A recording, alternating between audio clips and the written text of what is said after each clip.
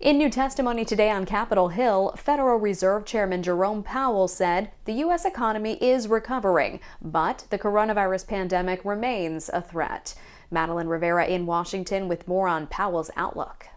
The pandemic continues to pose risks to the economic outlook. In his opening remarks, Federal Reserve Chair Jerome Powell told Congress the U.S. economy is improving thanks to an increase in vaccinations and government support, but says it still has a ways to go. The pace of vaccinations has slowed, and new strains of the virus remain a risk. Powell's warning comes as the Biden administration says it won't reach its aspirational goal of getting 70% of adult Americans partially vaccinated by July 4th.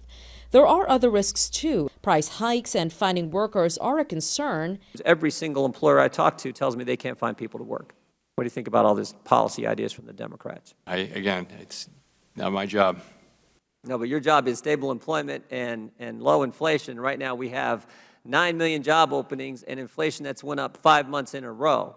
So something has to give. Lawmakers, meanwhile, are debating whether more help is needed for Americans and how large to make the American Jobs Plan. While the president has proposed a $4 trillion economic agenda, a bipartisan group of 21 lawmakers remain in talks over an infrastructure plan that calls for just $579 billion in new spending.